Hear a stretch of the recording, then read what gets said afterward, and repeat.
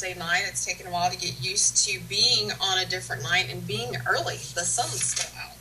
It's just, I don't know, it's just weird. So anyway, last week we started out with what an investigation is, what a paranormal investigation is, and we kind of talked a little bit through that. We defined it. We talked about some pointers and stuff. So I believe last week we left it off with the game plan.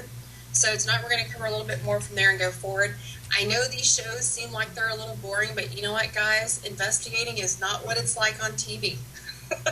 You don't just sit around and have activity happen, pop, pop, pop, like they do on Ghost Adventures and so forth. So there is a lot of work put into the front end of things on an investigation, and then when you go back to review your evidence afterwards, there's a lot of work there too. So it's a little boring. We don't just sit and have activity all night. There's times that we almost fall asleep on investigations because nothing happens. So we'll kind of get through these slides. We've probably about another week or two to go through it. We're actually going to do some filming, some live filming this weekend. I've got NPS rep Jason Black joining me this weekend, and he and Deegan and I are actually meeting up with 2 other NPS members for the first time, and we're going to do some investigating this weekend and probably some debunking as well. We're going to be hitting a cemetery in a park that's got some alleged activity, so we'll kind of put it to the test and see what happens. So you guys will probably see that, I would say, coming up the first week of July. We'll have that on so you guys can see us doing some live stuff, kind of going through what we went over last week and what we're going to go over this week and next week, just kind of going through the steps. Now, the other cool thing about tonight is after my show, we're going to be going into NPS Focus, which will premiere tonight, and we're going to be talking about aliens and UFOs on that show. So you guys are going to kind of get a double whammy from here on out. You're going to get some good stuff from me, and then you're going to see me again on that show with Candy. So you guys are going to get kind of tired of me after Thursday. So let's go ahead and let's get into it. We're starting to see everybody come in the chat room, so the reps are in the chat room. So you guys that are watching on the computer, if you guys will scroll down below the viewer, you can see the chat room and join everybody there. So let's just go ahead and get started. This week we're going to talk about meeting with your client. So last week we left off with the game plan. We talked about training, very, very important. We talked about the paperwork that you need to take on your investigation. We talked about the client intake, which is huge. You guys, I got an email this weekend late at night from a potential client that I actually passed off to my director with NPS, Alex, and his team to handle since they were closer. But that first email, that first contact is very, very important in following up with them. We were actually the first team out of several that she had contacted to respond back to her. So that's very important that you're timely with your clients. We talked about location research. And we talked about the links on the NPS website that you can go to do the research of your locations. So make sure you check that out. Again, all of this information is on the NPS website. And if you can't find the details there, most of it for Ghost Hunting 101 and for going through these steps is going to be on the DNS Paranormal Crew webpage as well. So we talked about location research. We talked about gathering of the experts. And we were talking about experts. We were talking about professional people, not certified people. There's a difference, okay? So we talked about who needed to go on that mini investigation, which we're going to talk about some more tonight, and who needs to go on the actual investigation. So your quote-unquote experts, your tech person, your video person, that type of thing. And then we talked about laying out a game plan. What are you going to do when you get there? So let's go ahead and let's pick up a little bit tonight. Talking about the game plan. Let's walk through that a little bit, and then we'll hit some of the other points. So we're going to look at getting organized, something I love to do, and it drives people crazy, but let's look at getting organized. So what are we going to do? How are we going to do it? Who's going to be there? So the first thing you need to determine is who's going to be there. Who from your team is going to be there? A lot of the larger teams, like we talked about last week, they have a founder, they have a case manager, and they have a lead investigator at minimum that will go out and meet with a client. So you need to figure out who's going to go. For us, since we've got a smaller team, it's usually just me and Deegan that go out, and we might pull in.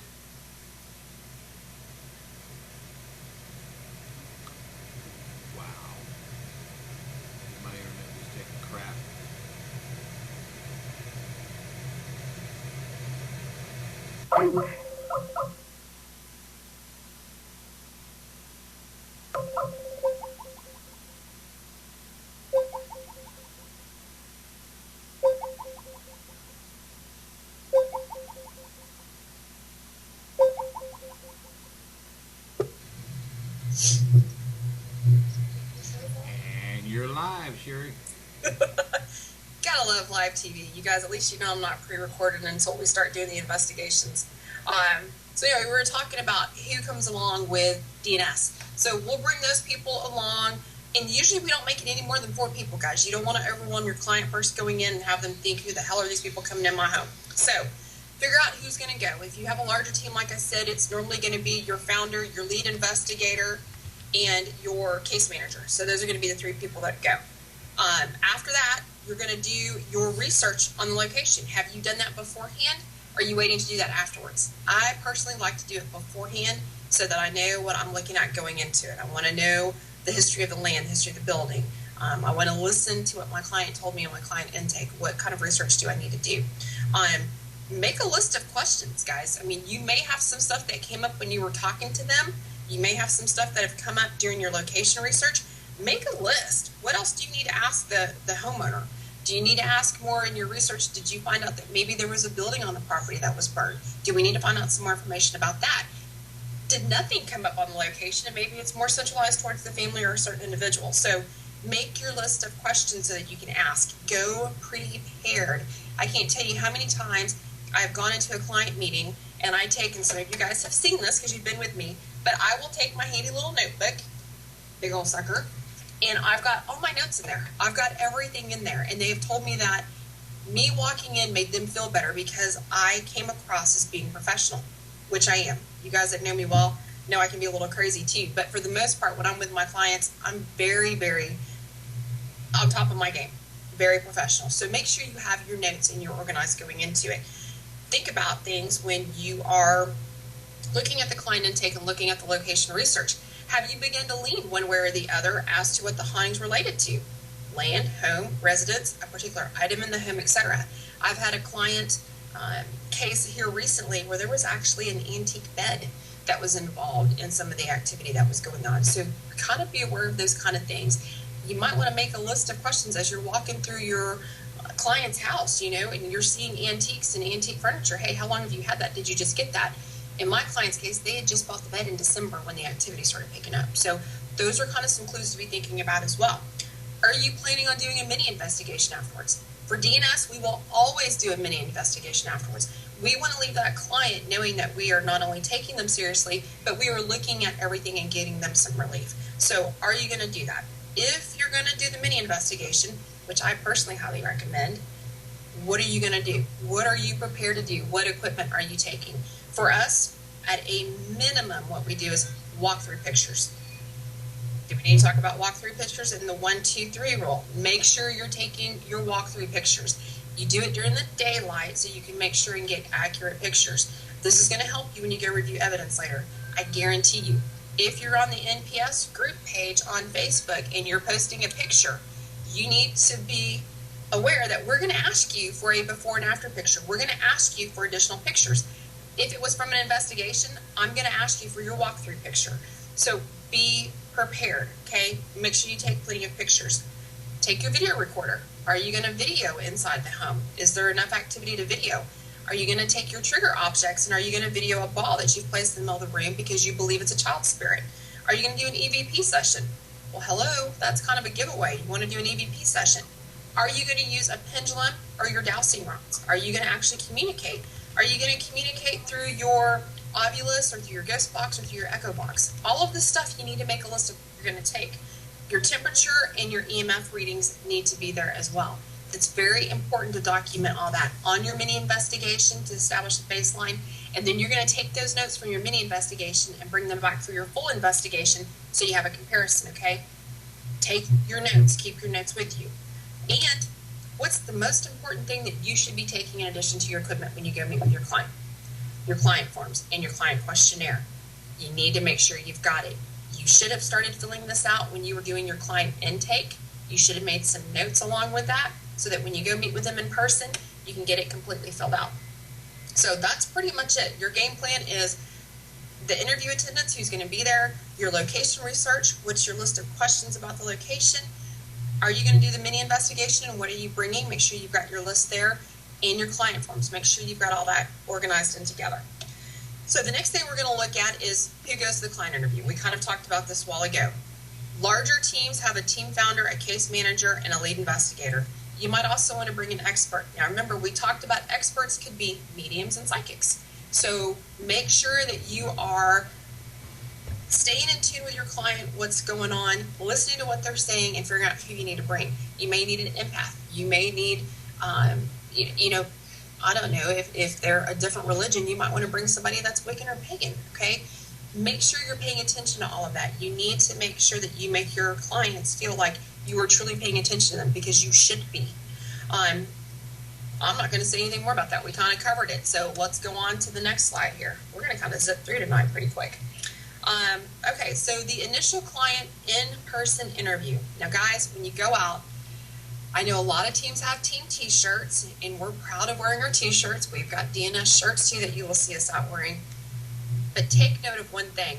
When your client is talking to you on the phone, listen to their tone of voice. Listen to what they're telling you. They may not want you showing up with your car decals or your t-shirts giving off that you're a paranormal team. They may not want their neighbors to know that they're having issues in their home, okay? Be respectful of that. When we go out for the first time, we go out in plain clothes. We don't wear our team shirts. We don't put the decals on the truck, okay? Have a little bit of respect for your client and where they're at. I know we all like to get our name out there, and we like to market, and we like to see our team name everywhere, but think about your client and make sure that you realize when you're stepping onto their street and you're stepping onto their property, that your confidentiality agreement, whether it's signed or not, is already in place, okay? If they tell you they don't care that their neighbors know, that's a different story. But I would still approach it as being professional, okay? So make sure when you go out, you've listened to your client. Is it or is it not okay for me to wear my team t-shirt, okay? You're going to want to have your client questionnaire, and I'm actually going to pull my client questionnaire out so we can go over some things. We have a packet that is put together that we take on any client case. Well, hi, Candy. Glad you could join us. We have a packet that we take with us that has all of our forms in it. And what we include in our form, and we kind of looked at this a little bit last week, we have our client questionnaire. We have our client info release form. We have our disclosures and expectations form so the clients know what to expect. We have our release of liability, our site access agreement, because remember we talked about we want to make sure that we've got permission to be on site, and we have our client mutual release form. The other thing that we might include, since we're going to be taking pictures and we might be doing walkthrough audio, is we might have the audio, video, photo release form for them to sign saying that it's okay for us to take those pictures. And then on our form, we actually give them options where we can share them, not share them on the website, not share them on the website, share them on the show, not share them on the show. So be thinking about that as well, because you do want to get permission from your clients for that stuff. Now, in my handy dandy notebook, I feel like we're doing Blue's Clues here, we have all of our stuff. I have all of my case information, and this is where I will always keep my client questionnaire. So our questionnaire, I'll kind of show you. You're not going to be able to focus on it too much, but I'll kind of show you. Sheri, could you restart your camera, please? Restart my camera. Is it acting up again? Well, I think it never did come back on after my internet took a blip. We got storms going through down here, so. Yeah, I know. We've had them here too. So is that better? Oh, that's perfect. Perfect. Okay. So our client packet, I don't know if you guys can tell how thick this is. It's probably about 7 pages, but it covers everything. So, and hello, I mean, I've got everything in this book. And if you guys want to know how I organize my book, you can send me a message and I'll kind of tell you what I keep in it. Now, on our client questionnaire, you go through the basics. So we'll go through some of the stuff on the phone as far as the address, the name, the phone number, their email address, so you can send them forms. We want to get a list of who all lives in the house, the children, grandparents, aunt, uncle, whoever lives in the house. We want to make sure we have that information. You want to know how long they've been at their residence. You want to know how many bedrooms it is. You want to know what their religion is. A lot of that's going to come into play because you don't want to go into, you wouldn't want to go into somebody that's of Catholic religion and be using a different kind of belief system when you're going in there and trying to take care of things. So be aware of that. That's something that's very important. And it's probably something you should ask during client intake. So when you go out to meet with them, you're kind of respectable of that religion and you kind of know how to point your questions. Now, the other thing that we have here and I'm going to see if I can make sure you see some of this. You won't see all of it. But I don't know if you can see all of these checkbox questions that we have. These are yes and no questions that we go through with them. And they're, they're simple questions. Any recent remodeling, any occupants on prescribed medication. Don't be afraid to ask if they're taking meds. You owe it to your client to know if they are or not. Nightmares, if they use illegal drugs, if they drink heavily, does anybody have psychic abilities? I mean, we've got all of these questions, and then we've got notes that we can take when we're talking. So you guys, organization, make sure you've got it all. The other thing that we'll start with, and you can see it's more note-taking and blanks, we'll ask about when did everything start happening. We'll ask how often it happens. What do they think's going on? Kind of ask them. They may have some family that's got a psychic gift, and they kind of have an idea of what's going on. Ask them. The other thing that we will check off, and these are just check if they apply type questions. We've got 2 columns of these, and I know you guys can't read them, but at least you can see how long and detailed that is. But we will ask them, do you hear voices? Has your name been called? Any smells or odors? Any physical contact? Have you seen anything? Have you felt anything? Have there been mood changes? Has there been an anniversary of a loved one's death? We will ask all of these questions. And again, we've got room on here for notes. Go through it. Ask everything. And what's funny is you'll start finding, as you're asking these questions, they'll start remembering other things that are kind of odd to tell you about. So you'll start getting some clues. The very last page here, we're asking, have they asked for another team to come out? Sometimes teams aren't as professional or as thorough as they need to be. Some teams, unfortunately, will come out once and leave the client hanging and not do anything. Some teams will do more harm than good. Ask them who's been out and what they've done, okay? And then we ask them, what is it that they hope to achieve by us coming out? We kind of want to know what their expectation is of us so we know we can meet that. And then at the bottom, we have them sign it, we sign it, okay? This is one form that I keep. This is from my notes. Every other form that I take in my client packet, I take 2 copies of, and I make sure that I sign a copy before I get there, and I hand that to them in a folder and tell them that's their copy of all the forms they're going to sign. Don't ever ask somebody to sign a form and not give them a copy. This is the paralegal speaking now. Don't ever do that to somebody. Make sure they've got a copy of what they're signing, because you can read through it and go through it. They're going to forget what they signed later, and they're going to wonder, what did they sign and why did you have them sign? So just leave them a copy. It's not that big of a deal to print out 2, okay?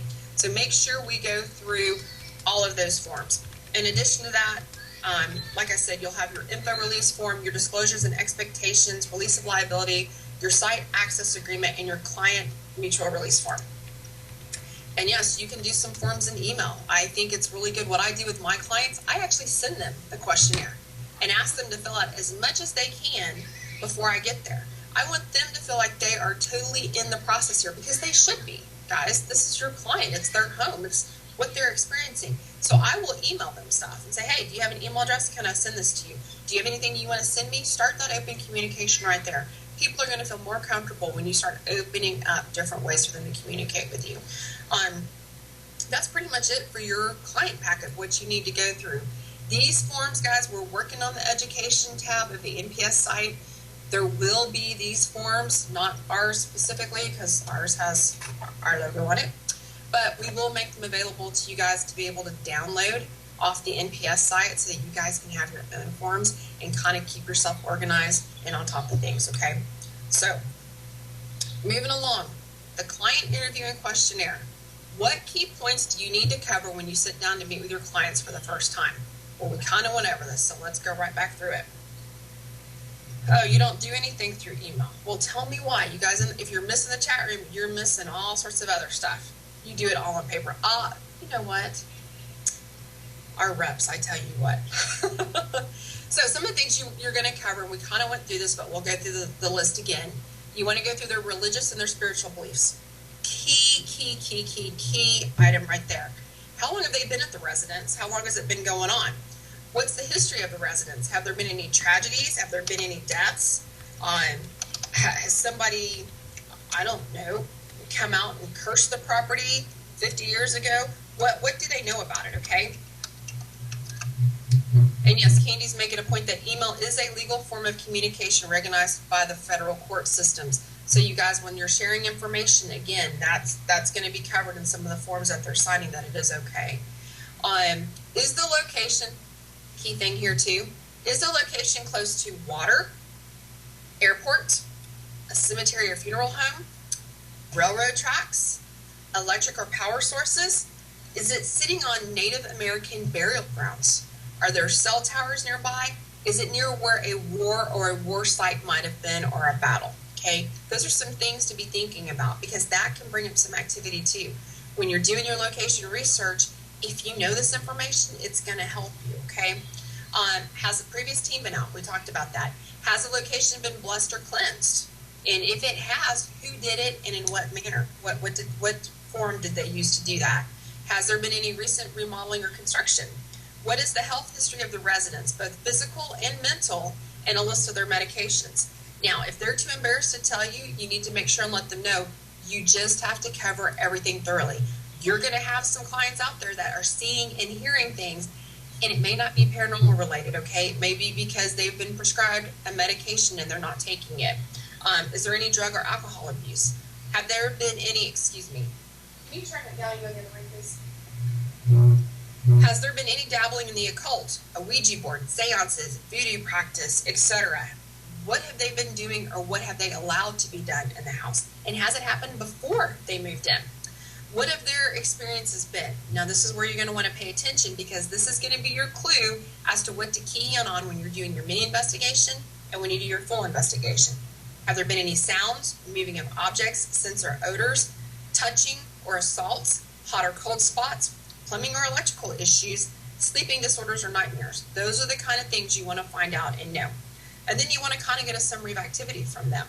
When did it start from them? Has it just been one person? Has it been the entire family? Has it just been a child? You want to get that summary of activity. Those are pretty much the key things you want to touch on when you're sitting down to talk to your client the first time.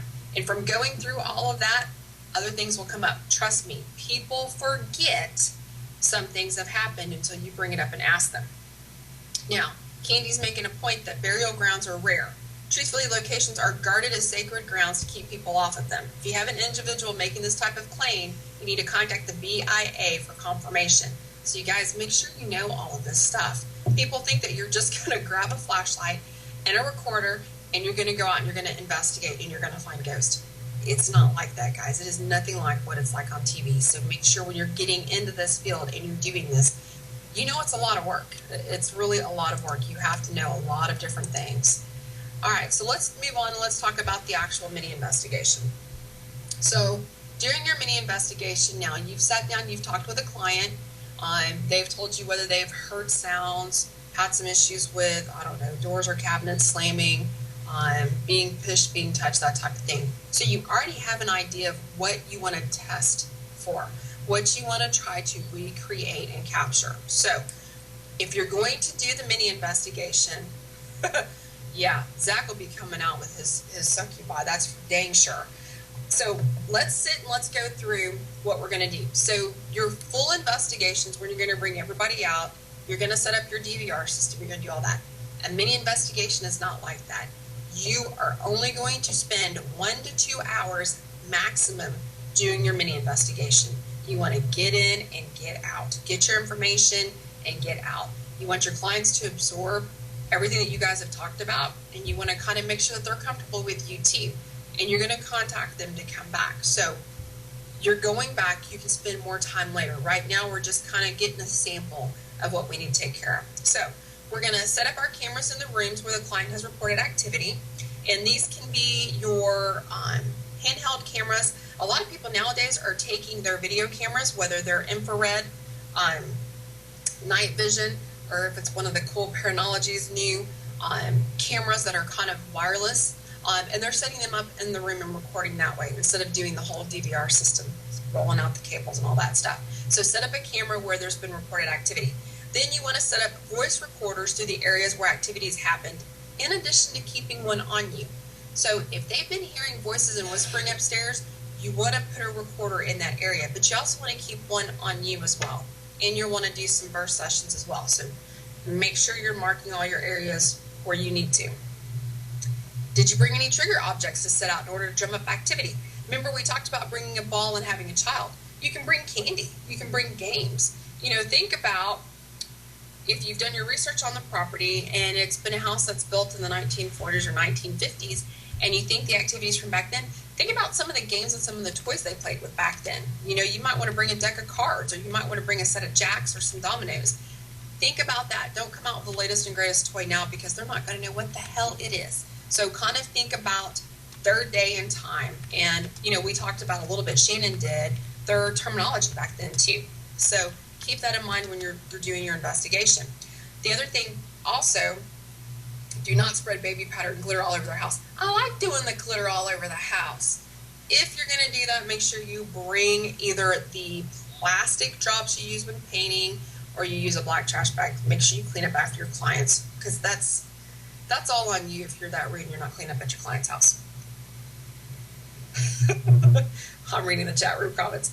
All right, so when you conduct your EVP session, you can do your dowsing rods, your pendulum to connect with the spirits. You can use your ghost box, your obvious, your echo box. Make sure you've got all that set up too. So that's it for a mini investigation. You're not going to do anything more than that. Right now, we're just trying to get a sample of what's going on. What do we need to come back and focus on? We've focused on making sure it shouldn't last any more than 1 to 2 hours. You're only gathering additional information to decide whether or not you even need to come back. It may be that you get some stuff set up and you realize the house is cocked a little bit, and that's why the doors keep shutting. You might be able to debunk a lot of that while you're there for the mini investigation. So that's why you do it, to determine if you need to come back or not. You're also going to determine who you need to bring along when you come back if you decide to do that full investigation. Are you going to need additional experts? Are you going to need to do further research? What do you need to do before you come back? So that's why you do the mini investigation to figure out what do you need. Then when you wrap up that night, you're going to tell your client, hey, we've got our stuff together. We're going to go and review this. I want to follow up with you in about a week. I want to see if there's been any more activity since we've been here. And I want to get set up for this full investigation. So make sure you follow up with your clients. A lot of teams don't. And a lot of teams will go through the full investigation and never come back out, leaving their clients just sitting there twiddling their thumbs. You've done them no justice, and you've totally disrespected them. So make sure you follow up with your clients. Now we're just going to hit on a couple of other things. When you're going back to do your full investigation, we're going to look at some basics here. And this applies to whether it's public, private, residential, commercial, I don't care. This is going to be kind of your overall cheat list for you guys, kind of like I like to do, and kind of like what Fear likes to do, is we want to make sure that you've got kind of a checklist of things. And this is something that you can hand to any newbie in the field, and it kind of gives them the basics in one sheet. One thing that Candy is saying is, yes, we do need to document the entire home. So we talked about your pictures and the 1, 2, 3 rule. Make sure you take 3 pictures in succession. If you're doing video, you can video through. Sometimes it's a good idea just to video it anyway, because you never know what video is going to look like when you get ready to investigate versus doing a full lights on walk through the house in the daylight. It gives you comparison. That's the biggest thing I can tell you, is you need to have that comparison.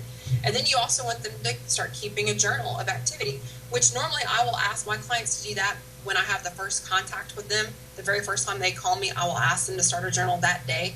Going forward, my experience has been the day that I talk to the client up until the day that I arrive, activity picks up. And on my last 2 clients, the activities picked up the day we were coming. So have them keep a journal. I've even had one client's journal completely disappear because that spirit did not want me to know what was going on. So you never know what's going to happen. Nothing surprises me anymore. So going back to just a simple list that you can hand out to newbies, or if you're doing fundraisers for public events and so forth, you want to make sure you get permission. Never go on an investigation alone. Do your homework. We talked about research. Do your homework. Ensure your equipment's ready to go. Be positive. Conduct a walkthrough prior to investigating. Walk through the location that night and know where the squeaky boards are, where you might misstep and trip. You want to know where that stuff is. That's why we do a walkthrough. Smoking and alcohol don't mix with investigating. We'll talk about that. Log it and write it down. Make notes. Never wear perfume, cologne, or a distinct scent on an investigation. Spirits do emit odors at times, so you don't want to mask that. and never form a conclusion on site. So let's go back and let's look at this. You're going to get permission. Why do you need permission? This is why we do the site access agreement. Let's say you're done with a mini investigation. You go back in 2 weeks and the client's like, I don't want to be here when you're investigating at all. I'm going to meet you down the street. I'm going to hand you my key. We're going to go out and go catch a movie and go out to eat. We'll call you when we get ready, or we'll just come home at such and such time. You can lock up. We'll meet you back down at the street. If you are on their property and you're investigating and the nosy neighbor next door sees you, they're going to call the cops. And what's going to happen when the cops get there? They're going to ask you what the hell you're doing at that location. And you can show them a piece of paper signed by the owner that you have permission to be there. The same holds true, you guys, when you are doing commercial investigations and you're at a location. We have plenty of locations, especially here in the Texas area, that you can go and investigate. Make sure you've got something in writing from that owner if they're going to leave the property and let you stay there and investigate. Just cover your butt. I mean, it's better to be safe than sorry. Have it in writing. Make sure waiver forms are signed as well, especially if you're doing a public investigation.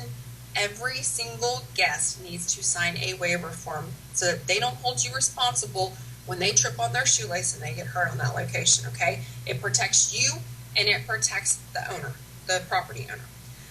Never go on an investigation alone. This should be a given, guys. This really should be a given. Things can get dangerous on a physical and spiritual level. If you have a partner with you, you've got somebody there to help you. We've all heard about, and I think it's been about 1.5 years now since this happened, but we've all heard about the investigator that passed, and they thought that initially it was because she had inhaled something on a location. If something had happened to her, let's say if she had an allergic reaction and she was there by herself, there was nothing that anybody could have done for her. Make sure you go at least in pairs, okay? I don't care where you're going, even if it's a cemetery. Make sure you go in pairs. It's never safe to be out late alone anyway. Carry a cell phone with you. I know we tell you guys not to have them on investigations. 2 different things. You can have a cell phone on you to call for an emergency. You can turn it off while you're investigating. 2 different things. The notes I have say to make sure it's on vibration during your investigation. I say leave them in the safe room. If you're going to be using them for your echo box, you need to make sure that the airplane mode is turned off, and just be aware of you are using a cell phone. How's it going to affect the rest of your equipment? Do your echo box session, turn your phone off, go put it in the safe room, come back and finish up, okay? The other thing that you can think about, and it's what we have, is we have handheld radios that we use, so when we go on investigations, we can radio each other and get each other a little quicker than having to worry about finding a cell phone tower and that type of thing. Okay, do your homework, do your research. What do? We research and we investigate. Make sure you look at the location for your investigation, for the history, for the current and the past. You might also interview some people that may know something. Let's say that you're investigating an old building. There used to be those big Times Squares where everybody hung out. Why don't you ask some of the other businesses if they're having activity? Kind of put your investigative cap on it and do some questioning and find out. It's only going to help you to solve your current case. Ensure your equipment's ready to go. So we all know we need to have fresh batteries, and we all know we need to have extra batteries. But we've been seeing some stuff come up on the NPS page with pictures that makes me kind of giggle, because it means that you're not reading and researching and looking at the NPS website. Because when you're taking pictures and there's a smudge on the picture, it means you haven't cleaned your lens. It also means that you're not cleaning inside of your camera either, because we found out about lens fungus and being able to clean for that. Your fingers get all over your lenses. Dust gets all over your lenses, or daubs, when you take some pictures. Clean your camera. Clean your video camera. Clean your DVR system. Guys, this is your equipment and it's an investment. Keep it clean. You don't want false positives because you forgot to wipe a fingerprint off of your lens, okay? Batteries, great. Everything charged, great. Clean your equipment. It's gross. Let's see, what else did I have down? The basics that you want to bring along. Okay, so let's say that you're doing a public investigation and they're asking you what to bring. The basics that any investigator would want to have is a flashlight, a good flashlight, a digital voice recorder, a handheld digital video recorder, and a basic sound enhancement computer program to review your EVPs. That's really all you need starting out. You can add all the fun stuff and all the Paranologies equipment later, but that's really the basics of what you need. You're taking somebody out for their first time and you're training them. Remember, we talked about training. That's what you're going to want them to have. Now, be positive. Remember, we talked about bringing negativity into an investigation and how that can kind of spark up some stuff. So you guys, a lot of teams like to go out and have team dinner before they go on an investigation. They like to kind of let loose from what's happened during the day, what's happened at home, kind of build that camaraderie up and that positivity. So when they go into the investigation, they're hyped, they're ready to go. The positivity will attract more than the negativity, and it will attract more of what you want than the negativity. So be positive. You're more likely to get a response from a spirit if they don't feel threatened. And a lot of people, if you notice, if you smile at people, they smile back. People are attracted to that positivity. Spirits are too. Conduct your walkthrough prior to investigating. I cannot stress it enough. How many times have you heard me say it now on the show? Probably 4 times, 5 times. Take plenty of pictures for comparison, okay? You can never have enough pictures. Now, that's not to say that you're going to capture something, because you're probably going to capture a door, or you're probably going to get some lens flare. The point of taking those pictures is not to have evidence of the paranormal. I'm sorry, it's really not. The point of that evidence is to have something to compare back to debunk and disprove, okay? Was there a blanket on the couch, or was there not? Was there a plant back there? What made that shadow? What made that lens flare? And the other thing that you want to do, and I've seen this on the page and it's driving me crazy, do not take pictures into a reflective surface. You guys that are taking pictures into a window and especially a mirror, why are you doing that? You're not going to capture anything paranormal except for a lens flare, a door, or something along those lines. Just don't do it. If you need to take a picture of the mirror, that's an antique mirror hanging up in the hall, do it at an angle. Don't go stand in front of it and take a picture. You're doing yourself a disservice when you go back to look at it and review for it. So just don't do it. But take lots of pictures. Take video of the location if you can do that. Walk through and take video of it inside and out, okay? Just be smart, because you know what? Let's say you have to drive 2 hours to your location. You're going to come home. You're going to start reviewing stuff, and you're going to wonder, there's some steps outside that could have made that noise. Well, you'll know if you can go back and look at pictures and video, okay? You're also going to know from your notes that you stepped on that step and you made a creaky sound when you stepped on it, okay? Pay attention. Now, a lot of people think ghost hunting's fun, and they talk about, you know what, I could probably do that if I had a drink, or I could do that if I was drunk. I'm telling you right now, alcohol does not mix with ghost hunting. And DNS, if we even know that you've been drinking when we go to investigate, you don't get to investigate that night. You get to go home, okay? Same goes for smoking. Do not smoke on site. We take breaks. Deacon does smoke, so we take breaks, and he will go outside in a different location to smoke and then come back in and we get started, okay? That's another area for false positives is smoking, okay? Let's keep it away from the client side. Let's keep it outside, away from our investigation. No drinking, no smoking, okay? Log it and write it down. So we talked about the squeaky board. If you're walking along and your client has nice wood flooring and they're in an older building or an older home and you hear creaks, you need to make sure and make notes of that for that room, because you're going to be investigating and you're going to hear a creak and you're going to wonder, what was that? Well, it could have been your partner that was going by to go downstairs to check something on the DVR system. So make sure you're making those kind of notes. Always have a notepad with you. I always carry a steno pad with me. The other thing that I do, and what I'm more notorious for, is notating it on my recorder. So when I'm done, I come home and I'm reviewing stuff, I have it on my recorder.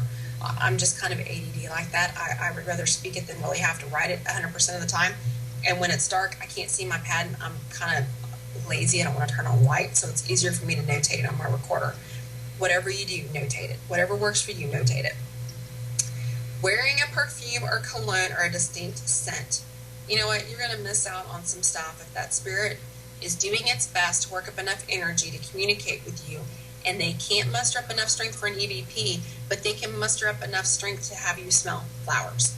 And if, ladies, if you're wearing a cologne or a perfume with a floral scent, you're going to miss it, okay? It's also rude to other people, because a lot of women, and there's a lot of them that are guilty of it, wear a little too much, and sometimes that gives people headaches. So let's go into the home and be respectful and not wear any of that stuff, okay? You also will miss, and you might be covering it up without realizing it, some of the foul odors if you have those going on from the spirits. Now, the other thing, and the very last thing, was never form a conclusion on site. You're going to want to review everything before you form a conclusion. I don't care what your client asks you. Hey, what do you think you got tonight? Hey, what do you think it is? You know what? I kind of have an idea of what it is, but I need to finish reviewing my things. Because you know what? You might be able to debunk some of it once you get back home. So never form a conclusion on site. From there, let's go back to looking at a list of things. I'm kind of trying to go over being organized and going through things, because some of the things you may not think about, some of the things we may take for granted. We talked about last week hearing a demon, and we joked because Selena was talking about make sure you eat before you go on the investigation, because it's probably somebody's tummy rumbling. You know, common sense tells us we're going to have dinner, or we're going to eat, or we're going to have something to drink, or we're going to have snacks.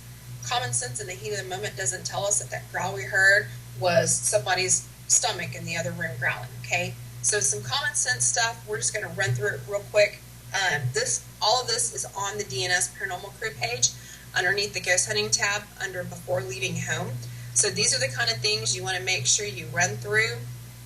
And you might also print this out for when you're doing your training of your newbies, because it's going to take you a couple of times to kind of get it down and remember everything, but at least you'll have it. So we've talked about making lists. I'm a big, obviously you can tell by my book, I'm a big list person, okay? If I have to remember to bring it, I will put it on a list. So make a list of the equipment you plan on bringing. You may have some equipment that you really don't want to bring on this particular investigation because it's not going to apply, or you may want to do some old school methods just to try to get some better results. So make a list of what you plan on bringing with you. You might even plan those out based on location, if it's outdoors or indoors, okay? Indoors, we can get away with a little bit more than we can outdoors, but outdoors, we need to really think about picking up noise from the street, animals, and that type of thing. So be thinking about that as well. Everything should be in good working order. Again, freshly charged with batteries and clean. Remember to stash additional batteries in your backpack, your case, or your bag in case you need them. You might stop by the store on the way out and pick up some more, okay? Battery draining is pretty common when investigating. You might also ensure that you have a lens cleaning cloth for your camera or camcorder lenses. Just throw it in the bag. My cam bag's got everything I need for my camera. I don't have to worry about it. Some locations can be dusty if you're outside, and there's going to be some dirt-filled areas. Those can cause potential anomalies, which might cause some confusion when reviewing evidence later. Make a note of that, okay? You guys have probably seen my infamous picture that I took of my kids and Selena's son with beer out at the cemetery, where we had them run around in the gravel and stir up the dirt, and we took pictures and then we let it settle. Guys, that's the kind of stuff you're going to be dealing with, so make sure you make a note of that, and make sure you're cleaning your camera while you're out there, okay? You might also, if you're going with a team, or if you're going on a public investigation, some of us that have our own teams, we still like to go out on public investigations. Yes, that stuff's kind of fun. Make sure you label your equipment with a permanent marker or a label or something like that, so that when you are leaving stuff in a room, nobody walks off with your stuff. It's just smart. And if you made your list of equipment that you're bringing with you, when you pack up to leave, you can run back through your list and make sure you have everything. It's called being smart. Make sure your cell phone's fully charged. Again, we talked about not using it during the investigation, but if you want to use it for your Echo Box, that's going to take some power. We're going to get into something else here in a little bit, why you might also need that to be completely charged or fully charged, or at least have your charger with you, okay? The other thing to think about, you know, guys, it's not so much right now with the summertime as it's going to be in the wintertime, but think about the clothing that you're wearing on an investigation. And I'm not talking about whether you should wear black or white. We all know better than to wear white when we're doing night vision camera. At least the women really know not to wear white, you know, to wear black. But what I'm talking about is the material of the clothing that you're wearing. When it gets to be rainy and cold, we like to wear more of a raincoat type, or a parka, or a very nice jacket. The sounds of that rubbing together, your sleeves on the coat, can give you some false positives too. So be aware of that when you're going to pull out a coat or a jacket to go on an investigation. Is this my noisy one? I might not want to wear it. Does the zipper jingle? I might not want to wear it. So be thinking about that. Dress in layers in the cold, and that might help you be able to shed one layer if you notice that it's just a little too noisy, or it's making, it's rubbing or something like that. If you're outside, make sure you're bringing bug spray and repellent, and you're wearing boots. You guys should be wearing closed-toed shoes on your investigations anyway. I'm probably the big violator of this in the summertime because I like to wear flip-flops. I have to bring my shoes. I will wear my flip-flops till I get there, and then I put my shoes on. So make sure you're thinking about that as well. And make sure they're rubber-soled shoes. Some people like to wear a hunter's vest to keep all their stuff on them. That's great, but again, remember, if you're hitting it and making noises, you need to notate that when you're doing all of your investigating. We talked about the windbreaker, jewelry and keys. Ladies, if you're wearing earrings, make sure they're not loud. Make sure we're not tapping our rings together, wearing bracelets, that type of thing. You can contaminate your EVP session sometimes with that. If you forget, that's great, because as soon as you hear it, you're going to notate it on your recorder anyway. We talked about perfume and cologne, so we've pretty much covered what you're going to wear and what you're going to have on your person. So let's take a look at some other things here. Do you have any medication that needs to be taken in the evening? Now, we're a little older and we have to have blood pressure medicine. I say we collectively. Deegan has to have blood pressure medication. Is that something he needs to take that night and take with us? So make sure you've got that. Are you allergic to certain things and you need to bring something with you, an EpiPen or something like that? That should already be in your safety kit in your bag, okay? Make sure you have all of that. You might also keep some Sudafed, some Benadryl, some Claritin, some Zyrtec, something along those lines, because if you are investigating outside, you may start developing allergies while you're there, and you can take something so that you're not miserable. So make sure you've got that. Also make sure you've got some Advil or some Tylenol too. Do you need to bring a chair? Are you going to be sitting outside or in an abandoned building where there's no place to sit? Are you going to bring a chair? Is it a creaky chair? Do you need to make a note of that? Think about bringing a cooler full of water and drinks, snacks, stuff to keep you hydrated and eating so we don't have the demon growl, okay? Some of us like to take an energy drink when investigating. That's great. Stop and get that too. Make sure your first aid kit has a hand sanitizer in it, along with different size bandages, antibiotic ointment, pain reliever, dust mask, and even gauze. You might consider preparing an essentials bag that has toilet paper, tissues, paper towels, your first aid kit, and other items you might need for any investigation location. People laughed at us when I was on my previous team because we always had a bag that had toilet paper, paper towels, napkins, and that type of thing in it. But I can't tell you how many times we refer back to that bag for something because we forgot, or something happened, or we needed to clean up something. Somebody spilled water because they fell asleep. Whatever, okay?